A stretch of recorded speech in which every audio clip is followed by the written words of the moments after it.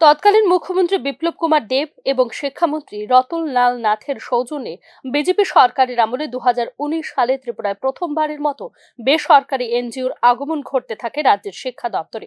এরপর একে একে গত 5 বছরে প্রায় 11টি এনজিও কোটি কোটি টাকার অর্থ কামাই করে নিয়ে যায় রাজ্য শিক্ষা দপ্তর থেকে। এনজিওর নামে আদতে শিক্ষা দপ্তরে একাংশ আধিকারিক, অফিসার, ব্রাঞ্চ অফিসার লুটের রাজত্ব কায়েম করেছে বলে অভিযোগ শিক্ষা দপ্তরেরই একাংশ নিষ্ঠাবান কর্মীদের। এই এনজিওদের কর্মকর্তারা লোক দেখানো কিছু যুবক যুবতীদের নিয়োগ করছে ত্রিপুরা থেকে। এক্ষেত্রে বেতনের নামে একটা সিকি ভাগ অর্থ বিতরণ করে সিংহভাগ ভাগ বাটোয়ারা করে নিয়ে যাচ্ছে বহিরাজ্যের এনজিওগুলি। 2019 সালে শিক্ষা দপ্তরে আগমন ঘটেছিল প্রথম নামের একটি এনজিওর। তাদের প্রকল্পটির নাম ছিল নতুন দিশা। এই নতুন দিশা কোনো দিশা দেখাতে তো পারেনি, উল্টো মাঝপথে বেপাত্তা হয়ে যায় সংশ্লিষ্ট এনজিওটি। এরপরও গত 5 বছরে শিক্ষা দপ্তরে অনেক এনজিওর আগমন ঘটেছে, মাঝপথে আবার অনেকেই হয়ে গেছে বেপাত্তা। বর্তমানে রাজ্য শিক্ষা দপ্তরে সক্রিয় রয়েছে দুটি বেসরকারি এনজিও, বিদ্যা সমীক্ষা কেন্দ্র এবং অপরটি হচ্ছে সহর্ষ। দুটি বহিরাজ্যের সংস্থা।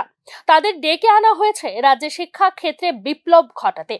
কিন্তু রাজ্যে শিক্ষা ক্ষেত্রে কতটা বিপ্লব ঘটাতে সক্ষম হয়েছে বেসরকারি এনজিওগুলি তা আজও জানেন না রাজ্যের সাধারণ মানুষ।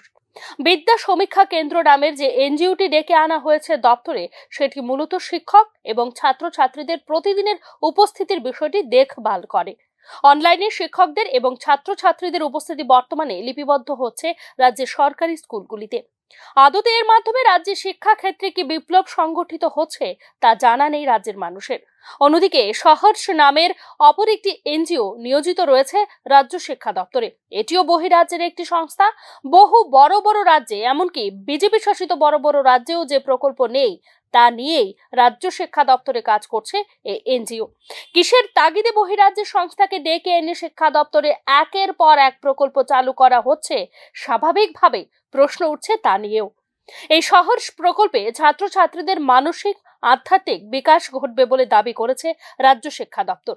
তবে ছাত্রছাত্রীদের আধ্যাত্মিক এবং মানসিক বিকাশ কতটুকু সম্ভব হলো তার কোনো স্পষ্টীকরণ নেই রাজ্য শিক্ষা দপ্তরের। এছাড়াও সুদূর রাজস্থানের এক এনজিওকে ডেকে এনে প্রজ্ঞান নামের একটি প্রকল্প চালু হয়েছে রাজ্যের সরকারি বিদ্যালয়গুলিতে। টেকনোলজির মাধ্যমে অঙ্ক, ইংরেজি ইত্যাদি বিষয়ে ছাত্রছাত্রীদের বিকাশ ঘটাতে সুদূর রাজস্থান থেকে ডেকে আনা হয়েছে এড ইন্ডিয়া ফাউন্ডেশন নামের আরও একটি বেসরকারি এনজিওকে। এছাড়া রাজ্যের সরকারি কিছু স্কুলে যে আইসিটি ল্যাব চালু হয়েছে তাও সিকিমের একটি কোম্পানিকে দায়িত্ব দেওয়া হয়েছে। এরা আউটসোর্সিং এর মাধ্যমে রাজ্যে কিছু বেকার যুবক যুবতীকে নিয়োগ করছে ঠিকই, কিন্তু তাদের বেতন যেমন বেজায় কম, অপরদিকে তাও দেওয়া হচ্ছে না সময় মতো। এছাড়া আরো কিছু এনজিওকে নানা কাজে লিপ্ত রাখা হয়েছে রাজ্য শিক্ষা দপ্তরে। তাদের জন্য দপ্তরে ঘর বরাদ্দ করা হচ্ছে, দেওয়া হচ্ছে সব ধরনের সুযোগ সুবিধা।